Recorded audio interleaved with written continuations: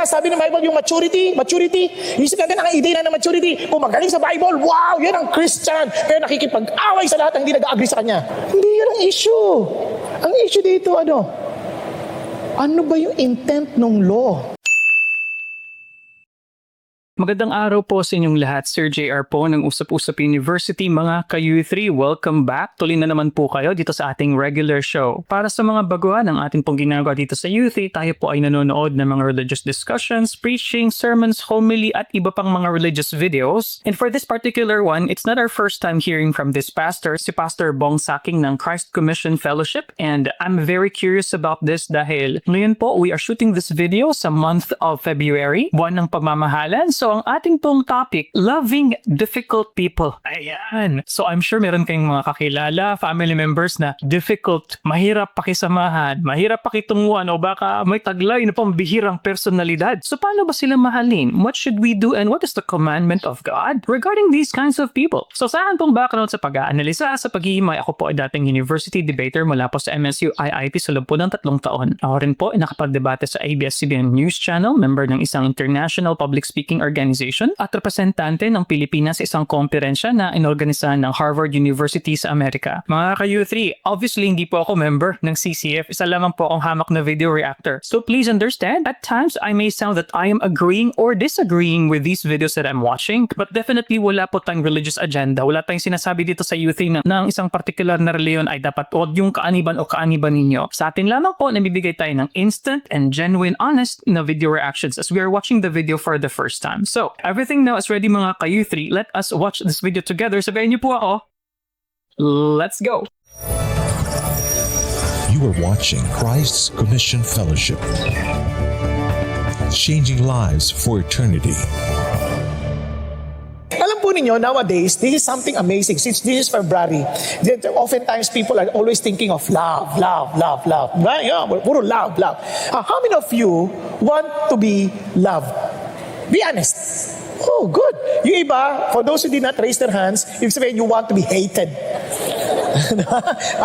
Gusto ko magalit ng tao sa'yo. No, obviously, every one of us want to be loved. We want to be loved. And unfortunately, as we desire to be loved, we neglect and we ignore to love. Kaya alam po ninyo, nowadays, many people are getting depressed, getting as in, sobra. In fact, I still remember 2018 when Pastor Peter said that 1 out of 8 get depressed. Amazing, gets depressed. But they depressed? Because as they try to be connected, they become disconnected.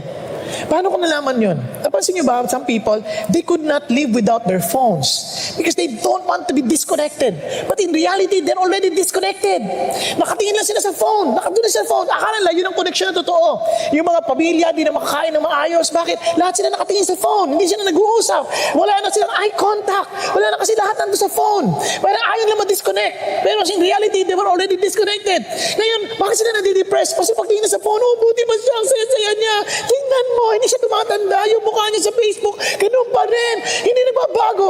Excuse me, picture niya yan nung high school. O nakita mo siya in person, ay, matanda mo na pala. Kasi we get so frustrated. Parang buti pa siya, pasyal na pasyal. Punta sa ibang bansa. Ano ko ba, naglalakbayan dahil hinahabol siya ng mga may utang-utang niya. Ang daming kwento behind. So, nawala tuloy yung totoong eye-to-eye contact na connection sa tao. And ang hindi nila nakita, this is what they did not realize. The reason why we want to be loved and the reason why we need to love, because our design is we are created in the image of God. Huwag niyo kakalimutan yun. When God created us, He created us in what? In His image. And the very nature of God is what? Love.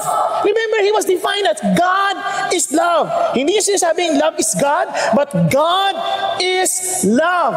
So ito pong napaka-importante. Kaya nga ako naniniwala that God is a triune God. He cannot be a numerically one God. He is a triune God because God is love.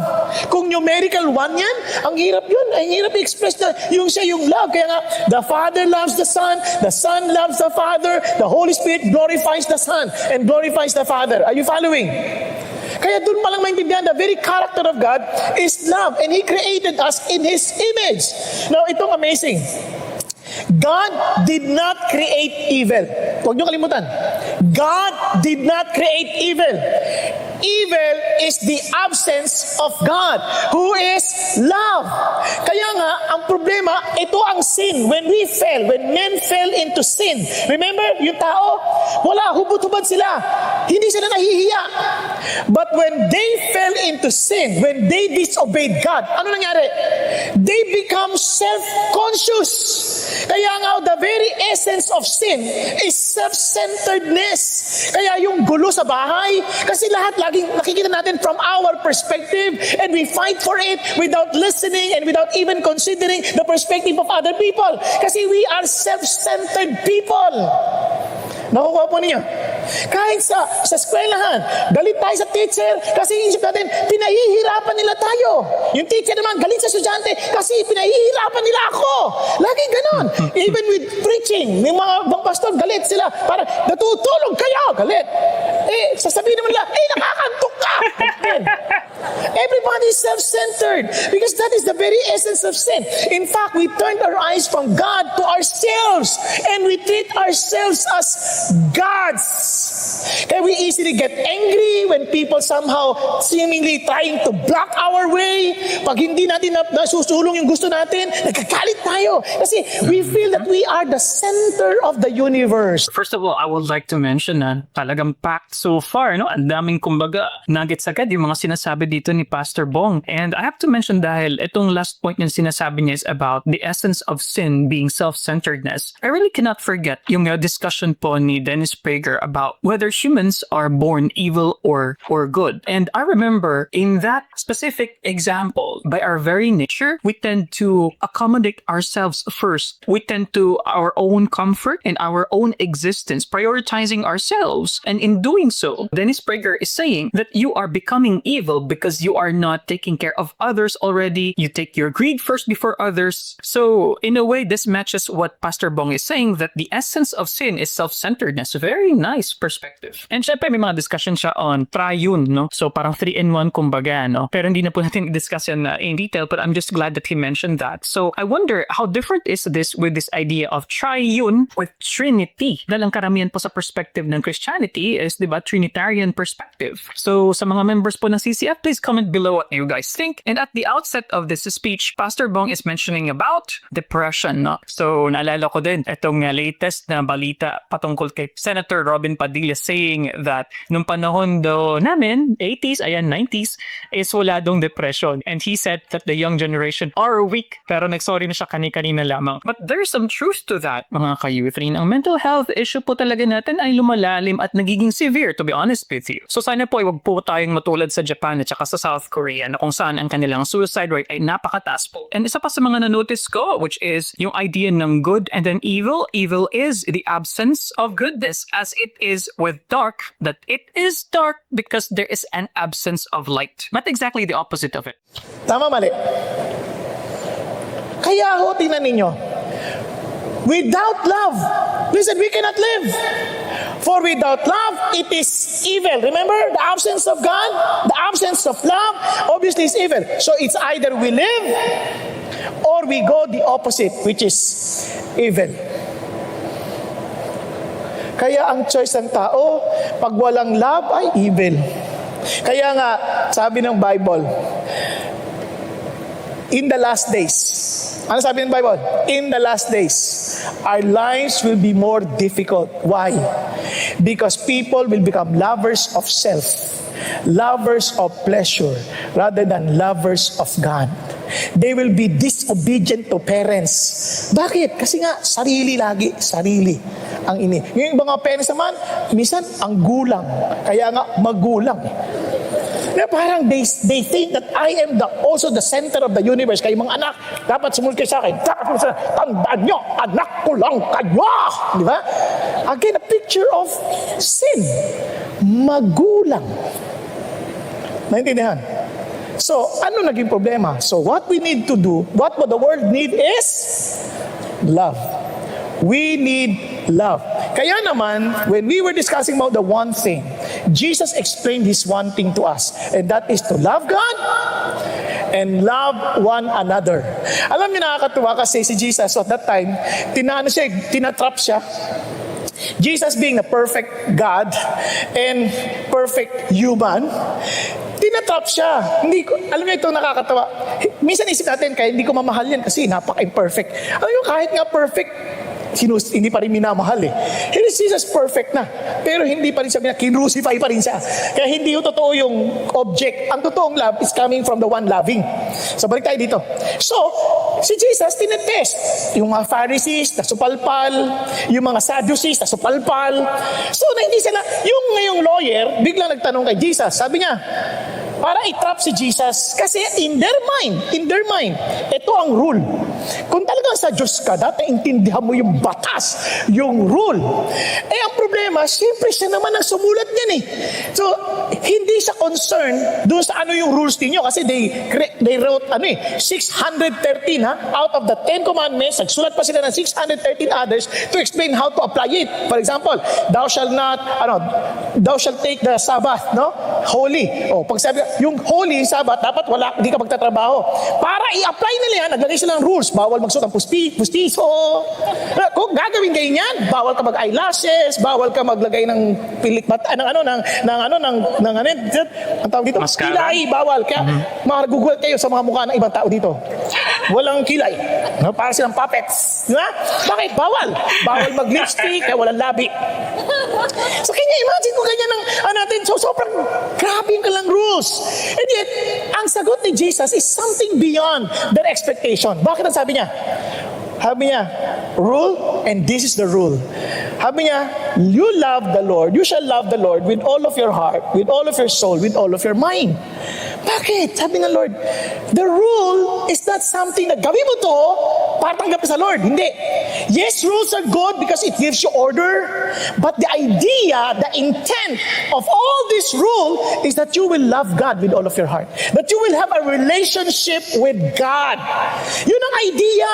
More than these do's and don'ts of life, I want you to have a relationship with God. What? Can you imagine yung Diyos at napakadakila, willing and wanting to have relationship with you? Yun ang gusto ng Diyos. Kaya sabi niya nun, this is the great and foremost commandment. Kaya nga may sasabi ng Lord, sabi niya, it involves your whole being, your heart, your soul, your mind. Hindi ba napansin minsan ginagamit? Might. Bakit? Ibig sabihin yan, yung mind Lakas. at might, parang you with all your energy, with all diligence. Kasi marami ngayon nagmamahal, hindi na nag-iisip eh. Wala nang energy kasi ang hirap atang mag-isip. Nakakapagod mag-isip. Basta, ano na lang ang rules? Ano ba sabi? Kunyari, huwag kayo magre-reserve ng upuan.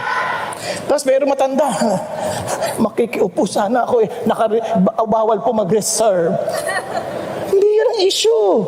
Ang issue dito, ano ba yung intent ng law?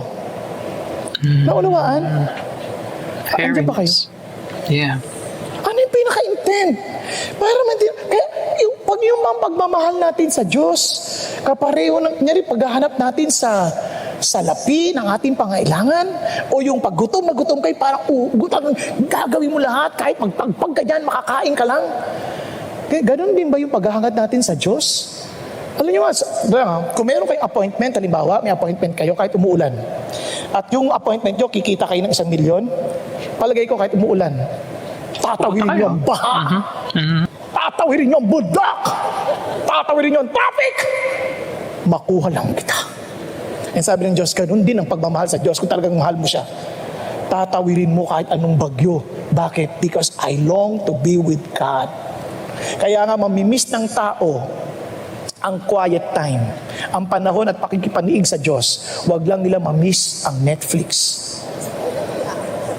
Mamimiss ng tao, as in, ang kalang panahon ng pagsamba. They will miss even the time of singing. They will just come during study of the word. I'm not saying dahil late ka, hindi ikaw yon. Sa ibang service. Kasi they would miss. Why? Kasi for them, okay lang yan. But you know what? Kantahan lang yan eh. Hindi naman ako kumanta. It doesn't matter. It is really singing for God. Are you following? Kasi kung talaga, kunyari kung ikaw yung naliligaw pa lang sa isang babae, naku, yung baka nangaharana, wala sa tono eh. Dahil sa'yo, di ba? Ako'y lumigaya. Hindi na yung sabihin, bakit gagawin lahat yan? Para lang ano, para mapukaw lang ang kanyang damdamin. Tama? Pero pagdating na sa Lord, di ba? Di ba? Yung pagkanta pa lang, come on, let's sing to the Lord. Di ba? Jesus, faithful King. Ang layo na. No, I'm not saying na pag kumakanta ka with all gusto, sa Diyos ka na. No, what I'm saying is, am I doing this because I love God? Yun ang tanong eh. Kaya tinayos ko sunod. Second is like it. You shall love your neighbor as yourself. Oh, di ba? Sa totoo lang, pag nagmamahal tayo as we love ourselves, tingnan nyo, i-test nyo lang ha, test nyo lang. Pag may mga nangangailangan ng damit, ano ibibigay mong damit? As you love yourself, ha? Ano? Yung ayaw mo na, siyempre. Oh, ito, hindi na, ayaw ko na ito, ayaw ko, sa'yo na. Di ba? Kasi you love yourself eh. Hindi equal, no? Hindi equal. Tama? Tingnan niyo. Kaya hindi yan yung rule na, ito yung sisabi ng Diyos. Ang sisabi ng Diyos, as you have wanted this, willing ka rin ba to offer if need be? Yes, yun ang idea ng Diyos. Kasi ang idea ng Diyos, it's not the rules, kundi it is the relationship. Nakuha niyo? Hello? Nakuha? Yun ang idea ng Diyos. Kasi sabi ng Bible, I want you to love your neighbor as you love yourself. And alam niyo, this is what I realize. Hindi kaya. Tingnan mo. On these two commandments depend the whole law and the prophets. Tama? Sabi niya, kaya yung idea ng Diyos, all of these commandments are all commandments just for you to love one another. Hindi yung rule, hindi naman ako pumatay eh. Pinapatay ko. Namasin niyo? Kasi hindi yung idea ng Diyos, hindi ako pumatay na literal, pinapatay ko. Ang idea ng Diyos, hindi, kung mahal mo yung tao, gagawin mo ba yan? Sasaktan mo ba yan? Hindi ko siya pinatay, ginulpi ko lang ha, binugbog ko lang. Kasi bawal, thou shall not kill. Oh, pero at least walang utos na, thou shall not bugbog. Mali! The idea ng Diyos, hindi yung mamahalin mo nga, hindi ka gagawa ng anything that will hurt or will harm a person. Kasi you don't want that to happen to you also. Tama ba? Tama ba? So yun ang idea ng Diyos. Kaya ang idea ng Diyos, ang dami natin mga rules. Kaya nga, ang tanong sa atin lahat ngayon, we may not know all the rules. Isa lang ang tanong sa atin eh. Ano sasabi ng Diyos? What does love require of you? Kaya ang dami nagtatanong, Pastor, okay lang ba magpatato? Hindi yun ang tanong. Ang tanong, what does love require of you? Ba't ka magpapatato? Yun ang tanungin mo. Kasi gusto ko, dala-dala ko yung gospel track sa kamay ko. Kaya sinulat ka dito, gospel track. John 3:16, for God so loved the world. Ayan. If that is your desire, then go ahead. Gusto mo, buong katawan. Ito ang Bible, from Genesis to Revelation. Tiniis ko lahat yan. Dinugo ako dyan para lang ma-share ko yung gospel. Pause muna natin, no? What if meron isa talagang miyembro na sineryoso yung sinabi ni Pastor Bong, na nagpatato po sa buong katawan niya ng mga verses ng Bible. Pero yun, I think the point here in saying this is, kumbaga hindi natin kinakailangan na masyadong maging legalistic, na maging rules-based tayo. I think the messaging here of Pastor Bong is we have to always think, ano ba yung nire-require ng pag-ibig sa akin? Pag-ibig sa iba at pag-ibig sa Diyos. And actually, maganda yung mga na-mention ni Pastor Bong, and I honestly think na yung iba dito is really hit for a deeper discussion sa Bible study. Because I think this was done for kind of Sunday Mass siguro, something like that. And one of the things na na-notice ko, and I think you also caught that the essence of love is from the person who is doing it. Inasabi niya kanina yun eh. The essence of love is from the person loving. At least my understanding is, the essence of love is not about the object, it's not about who receives such love, but those who are doing it. Sabi nga ng DC Talk, love is a verb. And gusto ko rin po i-mention, ito pong sinabi ni Pastor Bong as to loving God with all your heart, soul, mind/money. might. Nasabi niya na kasi minsan na-interchange daw po yung mind and might. And lastly, nandito po sa notes natin na Pastor Bong mentioned na yung lahat ng rules dapat it should point to loving God. So ang dating po sa akin dito, ang essence of being a Christian is loving others, loving God. Love is a very central na idea sa pagiging Kristiyano, mga ka-youth. Sa'yo. If that's the case, then because you are motivated by love, by all means, gawin mo. Pero magpapapato ka dahil kasi yung mukha ko ayaw lang tingnan. Dito na siya titingin sa tato. Ayan. Again, sarili mo pa rin iniisip mo. Di ba? It's still selfish. Tama? Andiyan pa ba kayo? Yung magtatanong, Pastor, okay lang ba magdamit ng maikli? Yung ganyan, miniskirt. Aba, lalaki ka, ba't ka magsusot ng ganyan? Ano yung sarili mo? What does love require of you? Are you following? Ano sinasabi ng Diyos? Kasi gusto ko komportable ako eh. No, it's not about your comfort. Di ba? Kasi wala lang. Paano naman yung kapatid mo? Isipin mo kung may pagmamahal ka. Paano yung iba dyan, yung mga lalaki na mayroong may problema sa mga binti. Oh, mayroong mga nagwa-worship. Faithful King. Isipin mo yun. So, what does love require of you? Kaya hindi tinatanong yung, kung maikli ba, tama ba yan o hindi? What does love require of you?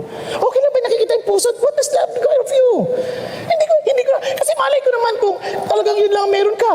Alam mo, mahusgahan kita. Yun lang ang damit ko, Pastor, binigay lang sa akin. Hand me down. Ang liliit nila, ang laki ko. So, kasalanan mo ba yan kung lang yan lang meron sa'yo? So, we are not here to judge anybody. The question is, what does love require of you? Kaya nga yung rules, hindi yan, yung point, rule 1, rule 2, rule 3, rule 4, rule 5. Walang ganon. Ang idea, yun bang ginagawa mo, loving? Naku ha? Kaya ho, ito yung challenge ng Diyos sa atin. At alam nyo, hindi siya madali. Bakit kamo? At ito nga ho yung dapat natin maintindihan as Christians. Kaya nga minsan ngayon, nakakalungkot. Some people, they don't like the church any longer. They don't want to be involved in any small group. Why? Because they feel that they're being judged. They feel that they're being condemned. They feel that, ang dami na, you hate exactly what the Lord hates. Are you following? We must be a channel of God's love. We are not a channel of condemning people. We are a channel of His love. Kaya ho, exactly kung ano yung ayaw mo, ayaw ginagawa, exactly ayaw yun ng church, ayaw yun ng Diyos. Kaya nga sabi ng Bible, yung maturity, isip natin ang idea na ng maturity. Kung magaling sa Bible, wow, yan ang Christian. Kaya nakikipag-away sa lahat ng hindi nag-agree sa kanya. Di ba yun bang love? Hindi. Sabi ng Bible, tignan nyo, kahit napakahusay mo na, kahit na ikaw na ang pinakamagaling, sabi ng Bible, if I speak with the tongues of men, can you imagine, you know the languages of all men, you have the tongues of angels, but do not have love, I become a noisy gong or a clanging cymbal. Yeah, Minsan nakikita natin na, Christian niya kasi ang galing sa Bible. Hindi yun. Sabi ng Lord, maingay ka lang para kang pompya, ang ingay mo, walang kwenta yan. Ang sabi ng Lord, tignan nyo, if I have the gift of prophecy, and I have all mysteries and all knowledge, if I have all faith, trust to remove mountains, but do not have love, I am nothing. Sabi ng Diyos, ang sukatan, you are growing in love, not growing just in knowledge. Those are good. I'm not saying masama yun, ha? Because it's good to be knowledgeable, especially if you want to be knowledgeable because you want to love. Nagkakaintindihan? Sabi ng Lord, pero hindi na sukatan. Kahit na nga ipagbibigay pa eh. Even if I give my possession to feed the poor, even if I surrender my body to be burned, you're so passionate, and yet, you do not have love, it profits me nothing. Alam niyo bakit napakahirap ng challenge na yan? It seems simple, but very demanding. You know why? Kasi it involves mind, it involves everything about us. Tignan nyo, pag may bata, humingi ng tulong, aawa ka. Hindi ka nag-iisip, binigyan mo 1,000 para sa'yo, iyo. Pagbalik mo, nakita mo, humihit-hit na ng Bulkasil, nakabili na 1 galon. Binigyan mo pa ng 1,000 eh. Pinag-iisipan ng pagtulong, pinag-iisipan ng totoong pagmamahal. Di ba? Kahit sa mga anak. Di ba sa anak? Dati yung mga bata anak ko, ayaw kumain ba naman ng gulay? Ayaw kumain. Sabi ko, kain na kayo mga anak. O sige, gulay. Ayaw. O di wag kayo kumain. Dahil mahal ko sila, hindi ko kayo pipilitin. Di wag kayong kumain. Gutom na po kami. Di kumain kayo. ayoko ng gulay. Di ba kayo kumain? Gutom na po kami. Di, Kumain kayo. kumain kayo. Ayaw namin gulay. Di ba kayo kumain? Hindi, mahal ko kayo. Sige, anong gusto niya? Kasi, ang idea ko, I want them to learn that eating is Spoiled. not just to be fed, but eating to be nutritious, to be healthy. Tama ba? Nagkakaintindihan? Hindi lang yung gusto mo, sige, To may be ibang mga nourished. bata na, ayaw ko niya, mami. Si mami naman, anong gusto mo, anak? Anong gusto mo, anak? Hotdog, gusto mo? Oo nga, hotdog, gusto. Di ba? Kasi nga, hindi ang pagmamahal na totoo kasama lahat. Involved isip, involved puso, involved lakas. It is an act of the will. Kaya naman, sa totoo lang, there is another dimension that most of us do not realize. Akala natin it's all about us. No! There is something spiritual. There is a spiritual dimension because human being has spirit. Kaya sabi ng Bible, itong law na to, the reason why I gave you this law is for you to realize that this is to as a tutor to lead us to Christ, the very life. I am the way, the truth, and the life. So that we may be justified by faith. But now that faith has come, we are no longer under a tutor. For you are all what? Sons of God through faith in Christ Jesus. Ano sinasabi niya? You need to be born into the family of God so that the very nature of God becomes yours. Now, paano ko nalaman yan? Tingnan ninyo. Because this is love. Not that we love God, but that He loved us and sent His Son to be the propitiation for our sins. Anong kalaban ng love? Sarili, kasalanan. So the sin must be dealt with. That's something in the Spirit. The sin must be dealt with. And Jesus Christ came to deal with that issue of sin. Now, tingnan ninyo. Bakit? Because those who are in the flesh cannot please God. Hindi mo kakayanin. Hindi to parang self-will, power of the will. Hindi mo kakayanin. Ang sabi ng Lord, however, you are not in the flesh. Kung na kay Jesus ka na, you are in the Spirit. If indeed the Spirit of God dwells in you. But if anyone does not have the Spirit of Christ, he does not belong to Him. Nakuha niyo? Nasabi niya, for all who are being led by the Spirit of God, these are the sons of God. Alam mo ngayon na the nature of God is now yours because you belong to His family. Nakuha? Kaya si God muna. Kung wala si God, hindi natin kakayanin. Kaya now that we belong to Jesus, look at this, ni-level up ni Jesus yung command. Hindi na lang love God with all of your heart, soul, and mind. Ni-level up niya. Paano? A new commandment I give to you. That you love one another, dati, as you love yourself. Tama ba? Ni-level up niya. Even as I have loved you. So dapat maliwanag sa'yo yung pagmamahal ni Jesus sa'yo. Tama? And if you understand that love, then pass it on. Love, sabi niya, by love one another, by this, all men will know that you are my disciples if you have love for one another. Paano malalaman, Christian? Love for one another. Hindi maraming alam sa Bible. Hindi yung magaling magtalumpati. Hindi yung masipag lamang. Ano sabi niya? Because you love one another. Ano yung bakit nagbago ang course ng history ng mundo? Dahil sa Christian na nagmamahal. Bakit nagkaroon ng mga universidad? It all started by the Christians. Bakit nagkaroon ng mga ospital? It's all started by the Christians. Bakit nagkaroon ng mga halfway house for the prostitutes, for the orphans? Because of the Christians. Because they know how to love. They understood what would break their hearts. Anything that breaks the heart of God, their heart also breaks. Amazing ang tunay na Christianity. Nakuha ninyo? Bakit? Because they knew the Lord loves them. Kaya ho, ito yung challenge sa ating lahat. Tingnan niyo, sabi ng Lord, if you love me, huwag na yung, Lord, nagkatanaw service, nag-worship ako. Hindi yun ang tanong ng Lord. If you love me, ang sabi niya, I'm giving you a new commandment. Jesus answered and said to him, if anyone loves me, he will keep my word, and my Father will love him, and we will come to him and make our abode with him. Amazing. Paano mo nalaman mahal mo si Jesus? You will keep His word. Tama ba? You will keep His word. Hindi pinagtatalunan yung kanyang sinabi. Ginagawa. Okay po? Andiyan pa tayo? Ano sabi ng Lord? Kung mahal mo siya, love one another. They will know that we are His disciples because we love one another. Madali? Mapakahirap. Hindi madali. Tingnan mo katabi mo. Kaya mo ba talaga mahalin yan? Hindi. Alam nyo, sinasabi ko sa'yo bakit mahirap. Una, ito ang ating topic. Introduction lang yung kanina. Sorry. Aba, ang hirap.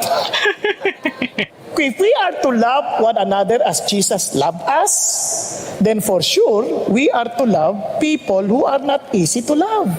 Tingnan nyo na lang yung mga alagad. Sabi nyo, love one another. Alam nyo ba problema ng mga alagad na yun? Nag-uunahan kung sino nasa kanan, sa kaliwa. Sinabi ni Jesus, mamamatay na ako. Sino sa kanan, sino sa kaliwa? Parang, ano ba kayo? Ano ba iniisip nyo? Puro sarili pa rin. Pansin yung kasalanan. Lahat tayo ganun eh. Ang hirap ata. Ang hirap magmahal. Kahit sa asawa mo, kahit ang ganda-ganda niyan. Ang hirap magmahal. Bakit? Kasi pagkatapos niyang maganda na yan, bigla ka nang uutusan yan. Gawin mo ito, gawin mo yan, gawin mo yun, gawin mo yan. Hay! Pagod na ako! O, di ba? Si lalaki naman, yung parang mahal na mahal kita. Di ba? Naalala ko yung may kinasal eh. Nakakatawa eh. Yung kinasal sila. Sabi niya, oh, biglang tumawag sa mami niya, Ma, hindi ko na kaya. Bakit? Pangalawang gabi mo pa lang. Tapos na po yung honeymoon namin. Umuwi na ako sa bahay. Andito na yung talagang nagkaroon totoo na yung buhay namin. Ano yung sabihin totoo na? Pinagpaplantya na ako. Pinaglalaban na ako. Kasi sa Amerika to, walang katulong doon, di ba? Pinagluluto na ako. Ang hirap pala na may asawa. Kasi sa una, parang ang sarap eh. Parang itong lalaki na to, pagliding ko lang buto. Kahit pagod na ako. Pero nung pangasawa mo na, naku, nakakapagod pala talaga. Naintindihan ibig sabihin. Di ba? So biglang, kaya yung mga nangangarap, no? Valentine, sana makita ko na si Valentino. Makikita mo si Serpentino. Di ba? Talagang magugulat ka sa mga kamandag na dadala-dala niyan. Na magdadala ng paralisa sa iyo. Papaparalisa ka sa pagod. Ito nakita ko na sa mga nanay, kaya nagbilib din ako sa mga nanay. Katulad sinabi pa sa Pirka ng Umaga, bakit ka mo? Yung nakita ko yung asawa ko, mula nang nanganak yan, hindi na nakatulog ng eksakto yan. Lagi na siyang puyat. Kaya yung mga nanay, hindi yung pansin, dito natutulog. Joke lang. Hindi, sabihin, habang naghihintay ba? Habang naghihintay. So, sobrang pagod, di ba? Sobrang pagod. No? Kaya, we are to love difficult people. And you know, this is something beautiful about Christianity. Now, alam niyo sa totoo lang, hindi alam ng tao, ano ba ang ibig sabihin ng pag-ibig? So, tuwan-tuwa ako kay Pastor Peter kasi ito sabi niya kanina, in his own personal confession, that his prayer for all of us is not just for us to grow in knowledge, though it's good. His prayer for us is the very same prayer that he echoed the very prayer of Paul to the Philippian Christian. Ang sabi niya, and this I pray, that your love may abound still more and more in real knowledge and all discernment. Pag-isipan niyo mabuti. If we are to love difficult people, sa palagay niyo, kailangan niyo ba mag-grow in love? Do you need to grow in love? Now, sino dito feeling niyo you need to grow in love? Sige, tingnan ko lang. Good. Ako, I need to grow in love. I really need to grow in love. Yung iba sa inyo hindi nagtataas ang kamay, siguro talagang galit na galit tayo sa mundo. Sa mga ka-youthy, So, intro pa po pala yun.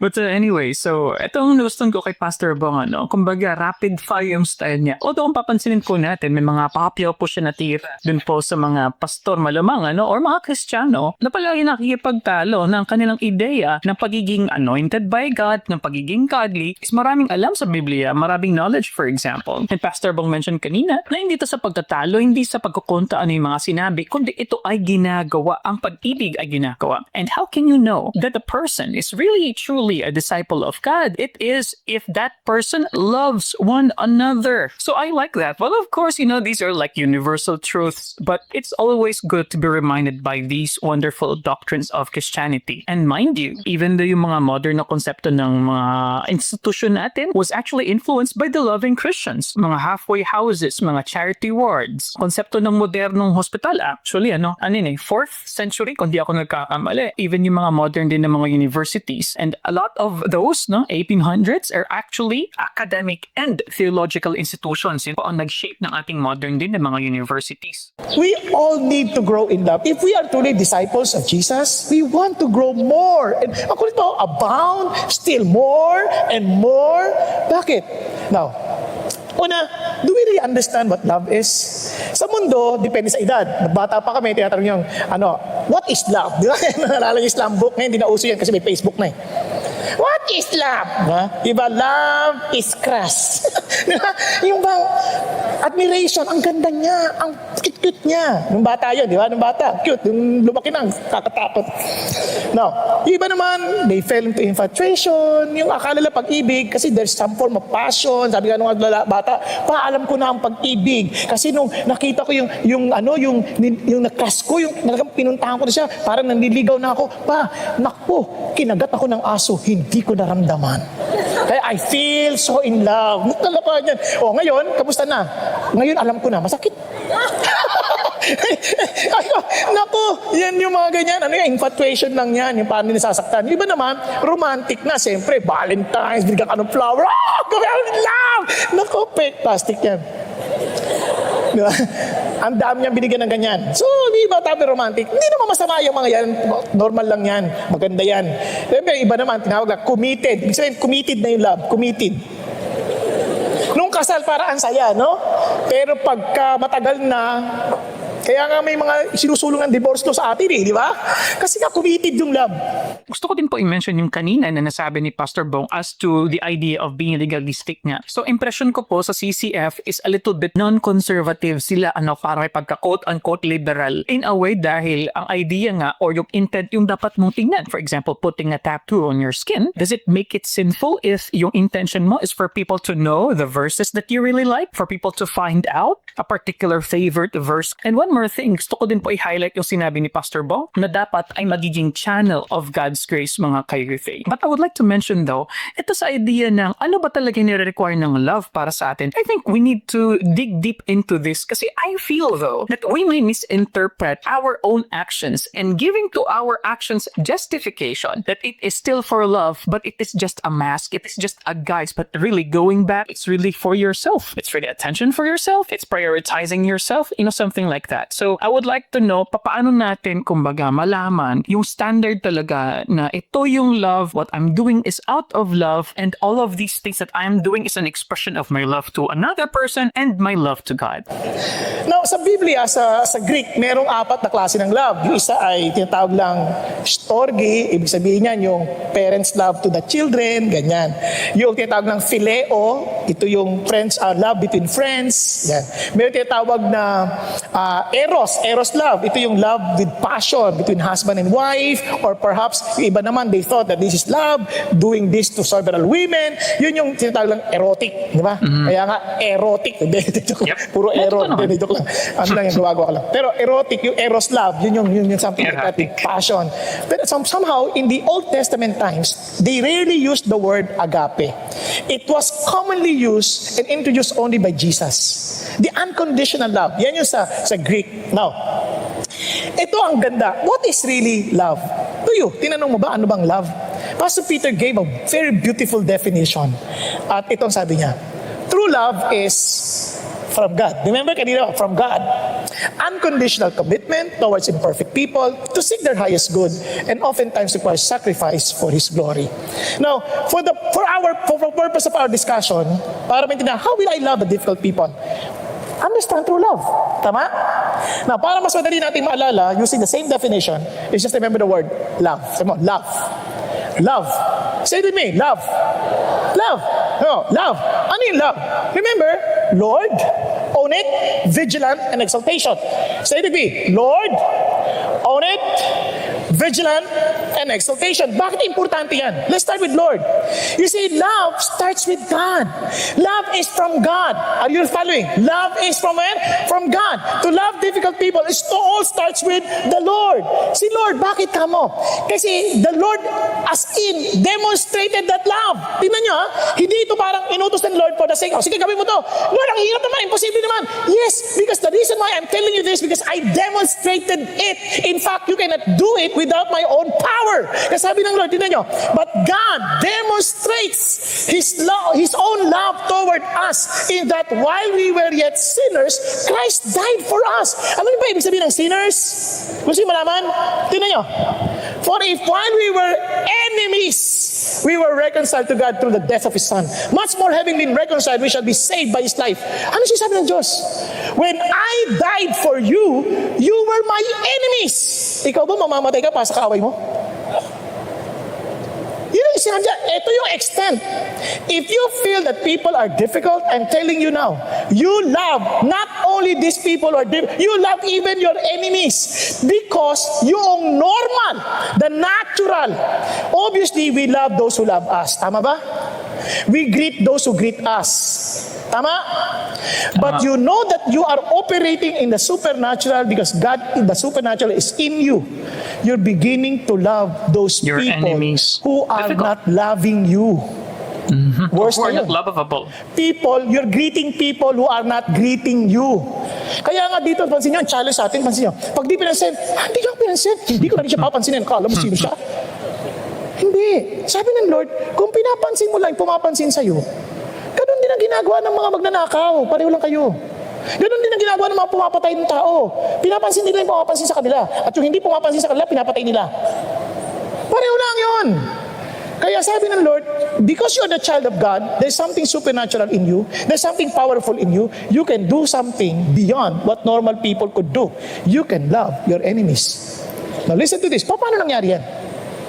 Kung si Lord, yung Panginoon natin, siya ang susundin natin, tama ba? Siya magkocontrol sa atin, tama? Ngayon, kung galit tayo sa taong nagalit sa atin, di natin pinansin yung taong hindi namansin sa atin, ano sinasabi natin? Siya nagko-control sa atin. Andiyan pa kayo? Ayaw mo siya pinansin, hindi pinansin kasi hindi ka pinansin eh.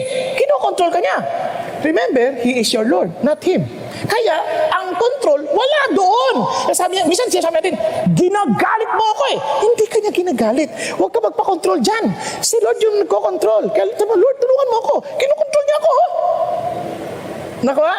Kaya nga, kailangan mo ng tulong ng Diyos. Hindi ko kasi posible. Imposible kasi kung hindi ka tutulungan ng Diyos. Dati niyo, lahat ng pag-ibig natin may hangganan. May hangganan. Hindi yata ba? Kaya ito, kwento ko na sa inyo. Nagamit ko na to pero gagamitin ko ulit para lang lalo madiinan natin. Kunyari, nung unang taon na, 30 years na akong married baka ma-misinterpret nyo, 30 years na. On our first 2 years, challenging. Lalo na yung first year. Yung mga second year, medyo maano na, pero challenging pa rin. Pero first year, grabe. Siyempre, ang saya ng aming mga unang linggo, unang buwan, ang saya-saya. Pero dumating ang panahon, yung tahimik kong asawa, bigla na nagsalita ng iba't ibang wika. Kasi ang babae, pagkagalit, nag-iiba-ibang wika niyan, nagkakaroon niya ng spiritual gifts. Speaking in tongues. Siyempre, hindi mo naman maintindihan, wala kang gift of interpretation. Sa una, sige lang. Napupuno ka na rin. Kasi may hangganan ang iyong pagmamahal. Are you following? Noon, nung hindi pa ako Christian, pag nagagalit ako, kung ano hawak ko, binabato ko. Kung hindi man, nanununtok ako. Hindi ako basta nagsasalta, sasapak na lang ako. Ngayon, ito nagkataon talaga, sobrang inis na ako. Isipin mo, selos ng selos. Hindi maganda tao niyo. Ang pogi. Sinasabi niya wala akong karapatang pagselosan Nakakainis ang dating No, selos ang selos kasi nga, sobrang abala ako sa ministry. Ang isip ko, diyan ka lang. Huwag mo ako istorbohin. Siyempre, asawa mo yan, kailangan niya rin ng panahon. Tama ba? Nako, sa inis ko, hindi ko naman siya masapak. Lumabas ako. Galit ako. Sinapak ko yung pader. Pinaramdam ko, galit ako. Bugong yung pinto. Tapos sinapak ko yung pader. Pero sa tenga ko may bumubulong. Wag! Pero hindi ko pinakinggan. Wag! Yung tunog wala sa pader. Nasa kamay. Siyempre din, nahimas ko. Sakit eh. Nahimas kong ganyan. Sabi ko, sana nakinig lang sa iyo. Bigla ako nakita yung pagkabilog ng singsing. Itong singsing ay bilog. Walang simula, walang hangganan. Ito ay sagisag ng pag-ibig ng Diyos. Nagkakaintindihan? Kasi pag-ibig natin may hangganan eh. Kasi sabi ko, Panginoon, tulungan ninyo ako. Umabot na ako sa hangganan ko. Ayoko na. Pagod na ako. Ba't niyo ba ako ginaganito? Di ba? Iyak na talaga. Tapos biglang sabi ng Lord, ikaw naman may kasalanan yan eh. Minsan kasi gusto mo, baguhin mo siya. Sabi, hindi, ikaw magbago. Hindi mo binibigyan ng panahon eh. Bigyan mo ng panahon. Okay, Lord, susunod ako. Pero ayoko na muna tumabi sa kanya. Galit ako. Di ba, yun ang pag-ibig mo eh, galit eh. Ayoko matulog sa kwarto. Sabi ng Lord, pumasok ka. Tabihan mo siya.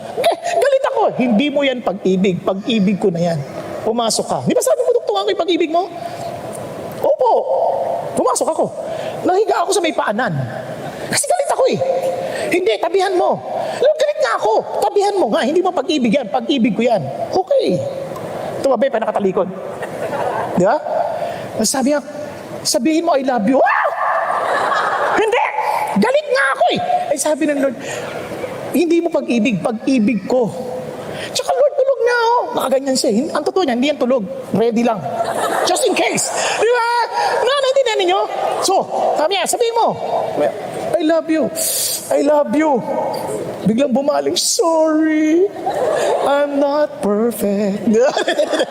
Ayan, di nagkaanak kami. So, bakit? Pag-ibig na ni Lord yun eh. Hindi na natin pag-ibig. Sa totoo lang, may mga taong ayaw nating makita. Yung iba nga ang teknik natin, ayaw na natin pansinin, hindi na natin kausapin, wala tayong pakialam. That's not love. Love is active. Love is expressive. Minsan ayaw na lang natin kausapin, hindi love. Ang love ng Diyos, He is willing to die for the sinners. It doesn't matter whatever you think about me as long as I will love you because Jesus loves you. To us, it is impossible, but to God, nothing is impossible. You cannot ever say, I cannot love this person. You cannot ever say, I cannot love this professor. I cannot love this boss. I cannot love this employee. I cannot love my sibling. I cannot love my sister, my brother. I cannot love. You cannot say that if you belong to Jesus. You know why? Because God who is in you is supernatural. He goes beyond what we can do naturally. Kaya alam niyo, Christian tayo eh, because we are doing something beyond normal. Nagkakaintindihan? Kaya nga, ang ganda-ganda rin na sabi ni Pastor Peter. Sabi ni Pastor Peter, So, syempre po, yung sinasabi dito ni Pastor Bong na referring to Pastor Peter Tanchi po, So, interestingly, sa tagal na po natin na nagbibigay ng reaction kay Pastor Bong, medyo reset lang po tayo nakapagbigay ng Pastor Peter Tanchi na preaching, so hopefully mapalood nyo rin po. But going back here, gusto ko lang po i-recap yung mga napakagandang mga punto na nasabi dito ni Pastor Bong. Although, to be honest, at this point ng kanyang preaching, medyo nakakatawa yung kanyang mga hirit, especially yung example na sa kanyang own na marriage. Gusto ko lang po i-highlight yung 4 na uri ng pag-ibig. Storge, Phileo, Eros, tsaka Agape. So, I'm happy that he mentioned that. And L-O-V-E. Lord, own it, vigilant, exaltation. So, it started from God. Yun po yung first idea ng L-O-V-E nga, parang acrostics kumbaga, that even towards our enemies. So, ito kasing idea ng difficult people. It could be people either we're too familiar or not familiar. It could also be the enemy inside your house. It could be your own family member. Diba? Kaya nga halimbawa nga ni Pastor Bong dito kanina, patungkol sa kanyang asawa. And sure po ako na sa inyo pong mga may asawa niya. Sure po ako na experience nyo rin po yan. Kahit gaano ka pa kasanto, talagang hindi maiiwasan dahil tao lamang tayo. Pastor Bong is saying here that we are the extension of God's love. So when things ask for an extraordinary, supernatural kind of love na hindi mo magawa-gawa sa iyong sarili, that's already God working in you, something like that. It's like God is channeling His love through you. But anyway, I'm not sure kung ipapatuloy pa ni Pastor Bong dito yung own sa O and then vigilant and then exaltation. So anyway, let's continue. some are loved because they're valuable, but some are valuable because they are loved. You see, friends, the Lord Jesus loved us, not because we're valuable, but we became valuable because Jesus loved us. The people beside you is valuable because the person beside you is valuable because Jesus loved that person. You give that value to that person because the Lord loves that person. He died for that person. Kaya nga, kapag sinabi mo, hindi ko maintindihan, hindi ko tumatanggap, bakit? How could this person do such a thing? As if you're saying, you are not capable of doing wrong. Then let me tell you, you're wrong. Because every one of us is capable of doing the worst. And it's only by God's grace that He loved us, He died for us. So sabi ng Lord, do the same to your brother. Do the same to your sister. Do the same to those people who are difficult to love. Kaya sabi ng Bible, tinan nyo, di mo kaya? No.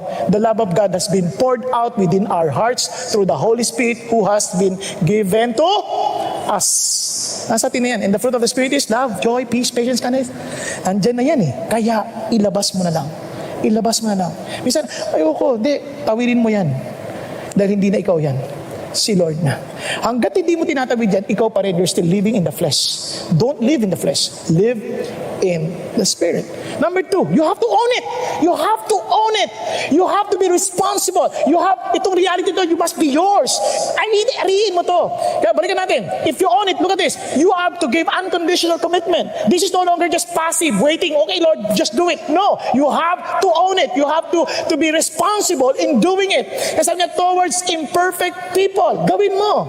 Gawin mo to. Kasi sabi ng Bible, tinan nyo, we love because He first loved us. You have to own it first. If someone says, I love God, and hates his brother, he is a liar. For the one who does not love his brother whom he has sinned cannot love God whom he has not sinned. Kaya yung mga taong hindi nila pinapansin, pag nakikita parang nila, kumugulo ng dugo, then you say you love God, you sing to God, you're a liar, sabi ng Lord. You know, sabi niya, you are a liar.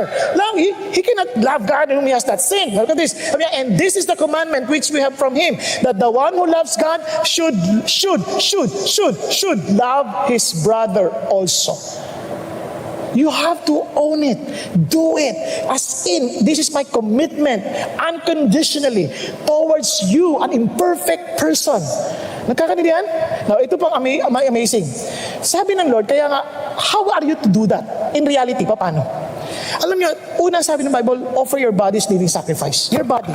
Once you offer it to God, that body is no longer yours. Yung namamansin na yan, hindi na iyo yan. Namansin yan because of Jesus. Are you following? Hello?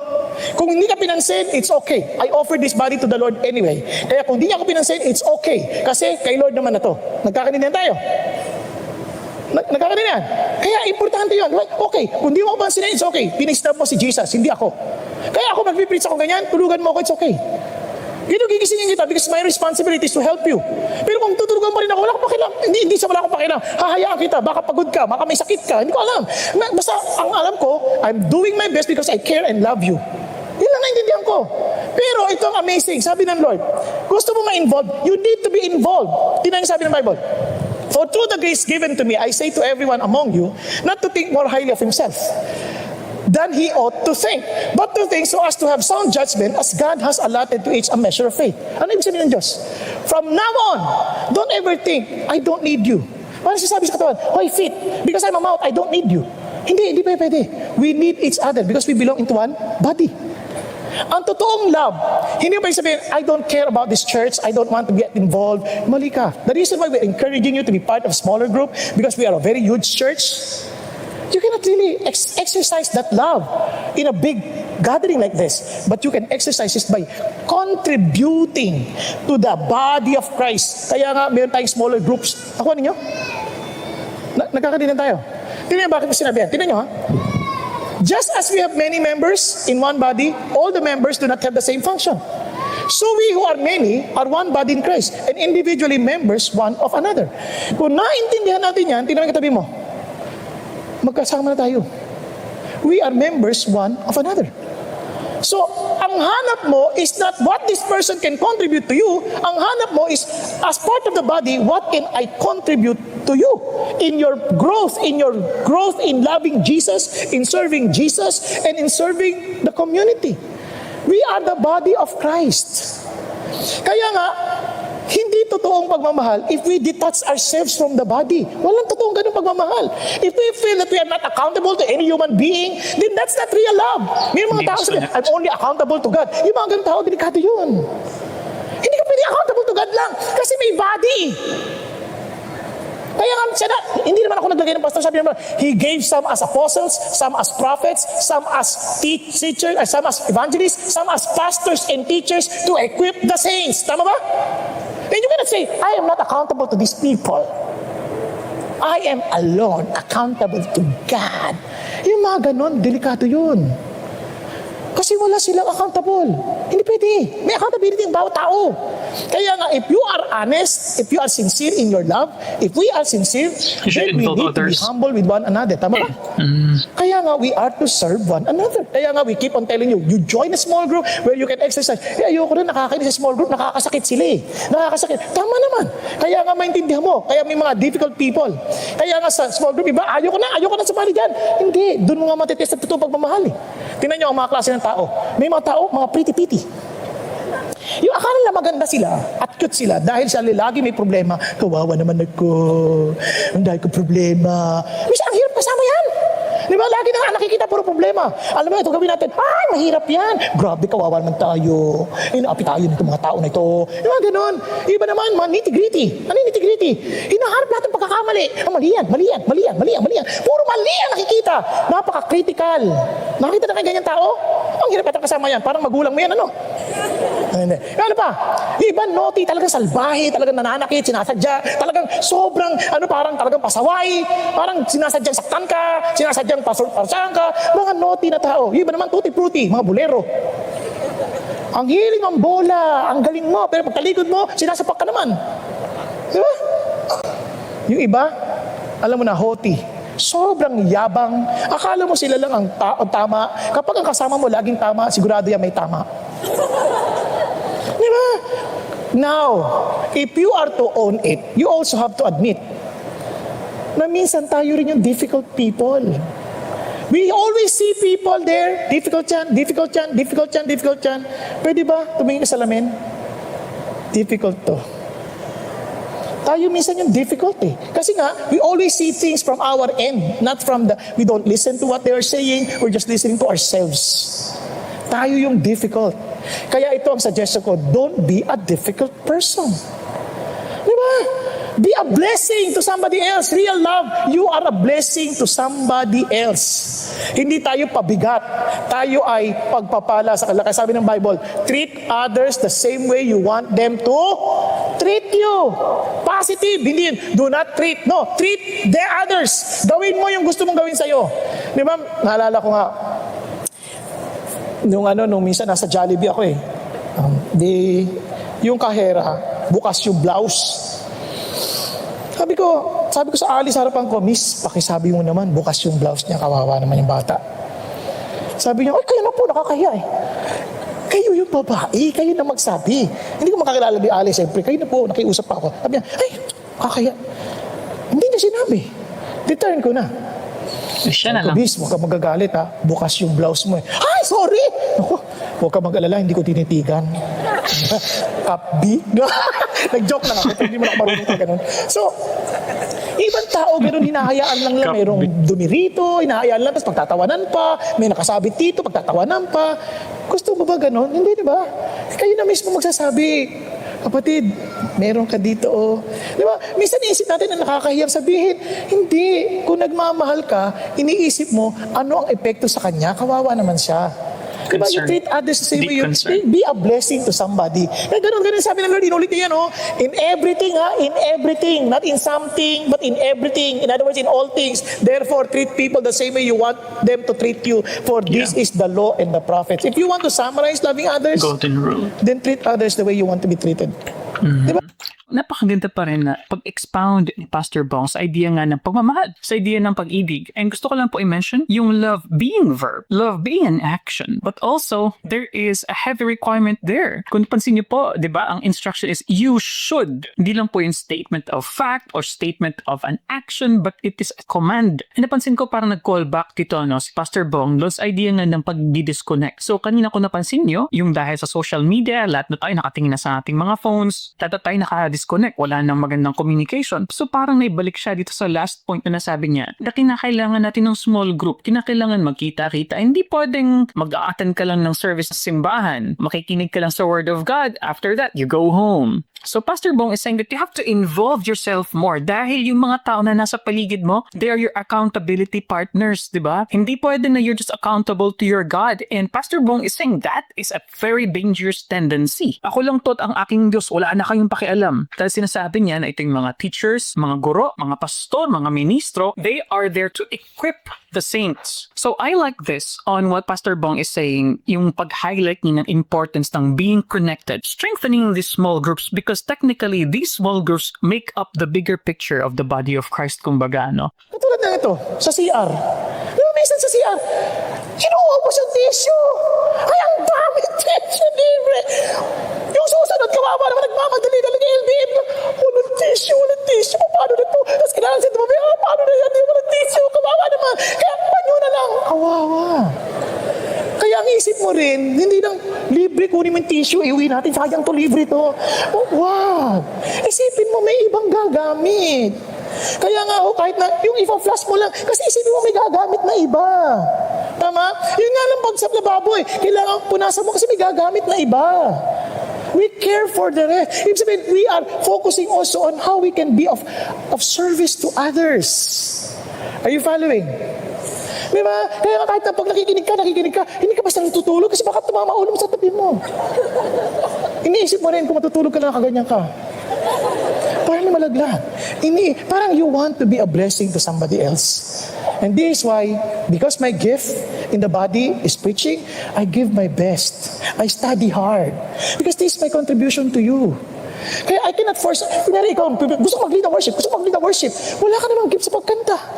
Sa pagkanta mo, yung iba nag-worship, ano, ikaw na. Biglang umalis na, nawala agad. Nagaling, ano ba yan? Hindi, relax ka lang. You find where you are gifted and use that to bring glory to God. Hindi lahat ng nakikita sa harapan ay blessed serving the Lord. Minsan, yung hindi mo nakikita sa katawan, yun ang mas importante.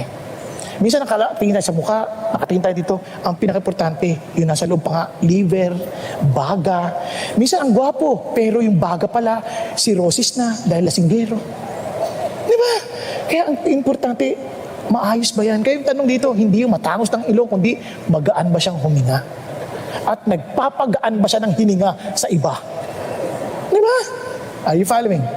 Be a blessing. Own it. And finally, be vigilant. Be vigilant. Why? Look at what it says.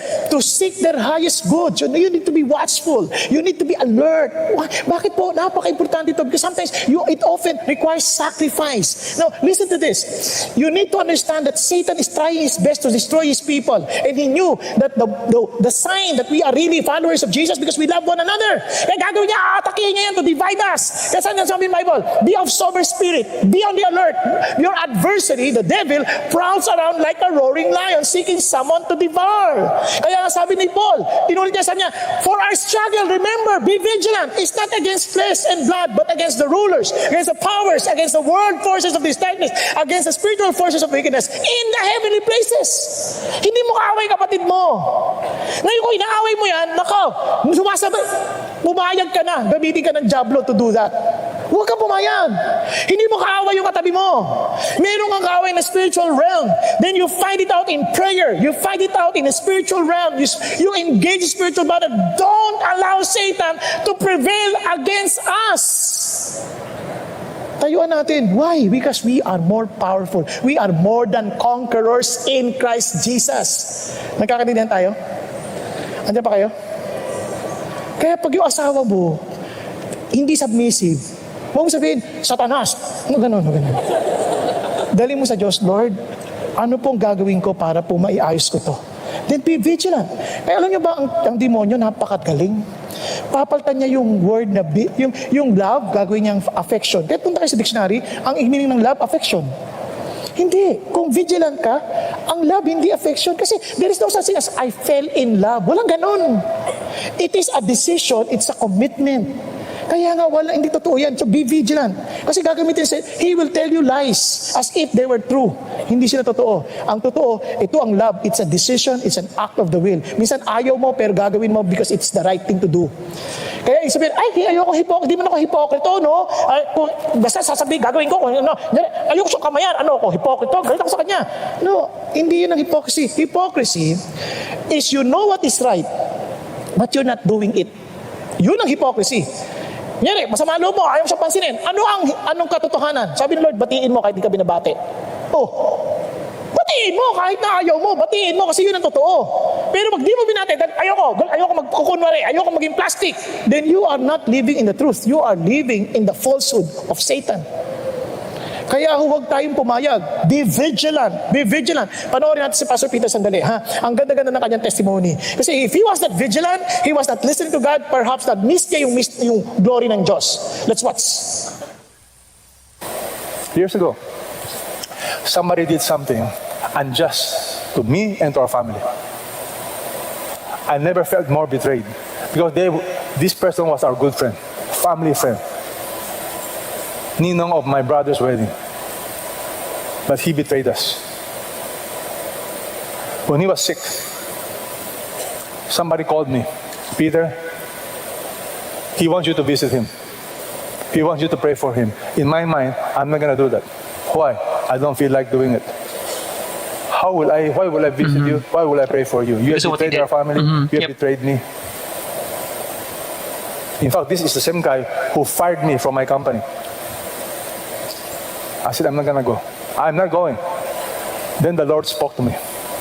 The Lord said, Peter, I command you to pray for people. I've commanded you to love your enemies. If you don't obey me, how are you going to teach the Bible someday? You're a fake. You're a hypocrite. You know what's right and you don't do it. So, when they called again, I said, okay, I'm going. But let me tell you from my heart, I don't feel like going. I don't feel like praying. In my mind, why would I pray for him? What if he gets well? In my mind, that guy deserved to get sick. He deserved to be punished. Why should I pray for him? Do you understand my feeling? I'm being honest. Of course. And then share the gospel. Why should I share the gospel? What if he accepts Christ and go to heaven? You know, this last minute conversion is very effective. I'm being honest. But you know what? I obeyed. Motion before emotion. So when I went to his house, I knocked. The wife opened the door, welcomed me, brought me to the bedroom. And when he opened the bedroom, when I saw him, my goodness, I stretched out my hand and my love for him came. I don't know how to explain it. I felt sorry for him. I really had compassion. I realized that is supernatural. Only God can do that. Oh, amen? Only God can do that. Kaya isa sumunod ka eh. Kaya wag mo na isipin, yung kapitbahay, mahirap yun. No, no, no. Just do it. And you will see how God will work. And there's such great joy to see the reality of God at work in our lives. Ang sarap. Kaya ano yung pakiramdam? Ang saya. Makita mo, dati hindi ko magawa yan. Nagawa ko. Nagawa ko. Only God can do that. Pakita mo yung reality ng Diyos sa iyo. Kaya ang sabi ng Bible, let love be without hypocrisy. Abhor what is evil. Cling to what is good. Be devoted to one another in brotherly love. Paano nyo makikita yung pagmamahal? Give preference to one another in honor. Merong paggalang. Merong pagbibigay ng pugay sa tao. Nag-uunahan pa nga dapat tayo. Amen po? So finally, exaltation. Bakit exaltation? Alam nyo, itong pag-ibig na to, it's not just for us to say, I love you. Hindi. It is actually, ito yung sabi ng Bible. But you are a chosen race. Kaya nga, a royal priesthood, a holy nation, people for God's own possession, so that you may proclaim what? The excellencies of Him who has called you out of darkness into His marvelous light. Paano nangyari yan? You were not a people, but now you are the people of God. You are not received mercy, but now you have received mercy. You have experienced the very love of God. Sabi niya, that's why I want you to be my I want you to proclaim my excellency. Paano? Keep your behavior excellent among the Gentiles, so that in the things in which they slander you as evildoers, they may, because of your good deeds, as they observe them, glorify God in the day of visitation. One day, they too will exalt Jesus. One day. Bakit? Iba ka eh. And remember this, you're not just a father. You are a priest of God in your family. Kaya you proclaim His excellency. Kaya whenever you do something, whenever you are to act on something, ask yourself, what does love require of me to bring honor to my God? Diba? As a student, you are there not just to study, you are to proclaim His excellency. You are doing your assignment not because you see my teacher require me to do this. No, I'm doing this with all of my heart because I want to declare my love for Jesus. Because I am a student priest. And the people would know that I am serving the Lord. And I love God and I love them. And I love my teacher. I don't want her to experience headache because of me. Diba? Pagdating sa opisina, you are not just an engineer, you're not just an accountant, you are an engineer priest, you are an accountant priest to proclaim the excellency of God. You give your whole heart because that is your contribution to the body, to tell the world, I belong to Jesus. I'm doing this because I love. Nagkakadinihan? Paano niyo makikita yan? Tingnan niyo po. Paano? Honor all people. Honor all people. Love the brotherhood. Fear God. Honor the king. Minsan, ba't we honor yung king na yan? Labo-labo. No, yun ang sabi ng Diyos eh. Diba? Honor the king. Servant, be submissive to your masters. With all, look at the words, respect. That is love. Respect not only to those who are good and gentle, but also to those who are unreasonable. Diba? O kahit masama pa yan, still respect, honor. That's love. Ito, tinan nyo. In the same way, wives, be submissive to your own husband, so that even if any of them are disobedient to the word, hindi supposed to the Lord, they may be without a word by the behavior of their wives, as they observe your chaste and respectful behavior. Yun ang love. Honoring. Now, tinan nyo, you husband, in the same way, live with your wives in an understanding way, as with someone weaker, since she's a woman, and show her what? Honor. Honor. That's how we show love. Honoring people. It's declaring the glory of God. Honoring people. Minsan hindi tayo honoring even with the way we talk with people. We are not honoring. Why? Because we do not really express the real love of God. Now listen. To sum up, all of you be harmonious, sympathetic, brotherly, kind-hearted, and humble in spirit, not returning evil for evil, insult for insult, but giving a blessing instead. You were called for the very purpose that you might inherit a blessing. Amazing. Now, let me just end with this. There was an apologist. He was trying to explain about Christianity to his friend, Emperor Hadrian. His name is, iba-iba yung pronunciation, Aristides or Aristides, whatever, basta Aristides. Okay? So, si Aristides, evangelist, tingnan nyo he did not use the Bible to explain about Christianity para ma-prove niya Christianity is true. He did not even use the resurrection of Jesus Christ. Hindi siya nakipagtalo sa isip. Ito sinabi niya. He compared the Gentiles or the Greeks to barbarics, to the Judaists or mga Jewish people, and to the Christians. Kinumpare niya. And sabi niya, just to prove to you why Christianity is so superior in terms of why this is really true. Ito yung sinabi niya. Christians have the commands of the Lord Jesus. Just, this is an excerpt. Pwede namang tingnan sa internet yung kompletong letter. The Messiah himself etched into their hearts. They do not engage in adultery or sexual immorality, and they do not bear false witness. Yan ang katangian ng mga Christians. Ito yung mga Christians sa mga panahon na neither do they covet that which belongs to others. Hindi nila kinamkam, hindi nila kinuha yung mga bagay na hindi kanila. And they honor father and mother. Love their neighbors. Mahal nila ang kapitbahay nila. Mahal nila ibang tao. And do not do to others anything that they do not wish to be done to them. Kakaiba itong mga Christians.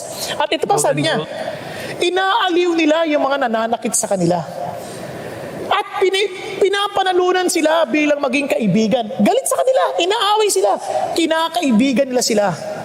At masigasig sila na gawin ang mabuti para sa mga umaaway sa kanila. Kakaiba, no? At sabi ganoon, at hindi sila sumusunod sa mga kautusan. Ibig sabihin, they are not disobeying unlawful lifestyles and all impurity. Lahat ng marunong hindi na ginagawa. They neither neglect, hindi na pinababayaan ang mga balo, at hindi nila pinagmamalupitan ang mga ulila. Amazing. Ito ang Christians. Ang layo-layo na ng mga nagmatawag sa ating ngayong Christians. Minsan kung sino pa yung Christian, sila yung swapang. Sila yung nangiisa ng kapwa. Sino pa yung Christian, sila yung palaaway. Kasi sabi ng Bible, babalikan ko kayo. A new commandment I give to you, that you love one another. Minsan nalulungkot ako kahit minsan sa service. Iiwanan ng parking, double park, hindi makaalis yung kapatid dahil nag-worship ako eh. Hindi ko talaga nagmamahal ka kay Jesus, nagmamahal ka sa kapwa. Iniisip mo yan. Kaya sabi ng Lord, because by this, all men will know that you are my disciples. Naintindihan natin? Hello? Nakita niyo kahit sa worship, minsan nag-worship ka, biglang may malilate na darating. Excuse me po. Late kasi. Di kasi mo agahan. Alam niyo kung kayo yun, magpasala, sige, pasok ka. Let's worship the Lord together. Kung ikaw naman yung late, hintayin ko na lang matapos. Di ba? Kasi bakit? Si Lord, ang totoong sukat, love, concern, honor, honoring one another, because that is real love to God. Kaya ho, You love one another even as I have loved you, that you also love one another. By this, all men will know that you are my disciples if you have love for one another. Tayo pong lahat yung buko at tumikip. Thank you, Jesus. Okay, mga ka-youthy, dyan po nagtatapos ang ating episode ngayon. Ayan, so maraming nuggets of wisdom po sa preaching na yan. Medyo mahaba-habang preaching din siya, more than an hour, no? And what I like about Pastor Bong Ian, the way he explains it is he gives a lot of wisdom but also applies it in a practical way. And yung iba, funny, diba? Pero may punto, pero merong ina-underscore kumbaga na a very important Christian doctrine and Christian truth. And as mentioned, love is a verb. Love is a 4-letter word. It is something that you do. And tumatak din po sa akin yung pagtatanong sa sarili, what does love require of me? But I also mentioned kanina, nasa idea naman po kasi ng what we do, out of love is I believe though that at times some people may misunderstand and misinterpret it. That instead of really truly doing it for others, baliktad. Yung totoo pala talaga niyan, para sa kanyang sarili. At the pretense lamang that what he is doing is really for God or for something that is godly and rational, kumbaga. What are the similar words as I was listening to Pastor Bong? Similar words sa pag-ibig, sa pagmamahal, comfort, honoring, respecting, ayan. And I like how he said na, kumbaga sa definition ng worldly na pag-intindi ng pag-ibig, ito ay affection. Pero it's not affection because Pastor Bong is saying here, number 1, it is a conscious decision. And number 2, it is a commitment. And because of these intentionality behind love, it involves sacrifice. It's not easy because you have to choose it. It involves a lot of commitment and accountability, mga ka-youthy. And one more thing, yung sa kwento ni Pastor Peter Tanchi sa kanyang testimony, what is hypocrisy? It is knowing what is right but you will not do it. Yan ang totoong ka-ipokritohan, mga ka-youthy. But anyway, syempre po mga ka-youthy, hindi ko na po mauulit lahat po ng aking mga interjections because of course I was doing this in real time. So sana po ay sinamahan niyo ako from start to finish. I really enjoy this preaching, mga ka-youthy. And syempre may konting papyo at tira doon sa ibang mga Kristiyano. Kumbaga mahusay lamang sa pagtatalumpati, mahusay lamang sa pagsalita, pero hindi nakikita sa gawa, nang-aaway lang doon, nakikipagtalo. If you like these kinds of contents, you already know what to do. You could watch that video over there, playlist over here, subscribe kung hindi ka pa subscribe. Marami po tayong mga playlist dyan na CCF videos dyan sa aking playlist. I'll see you guys next time. Peace. Bye-bye.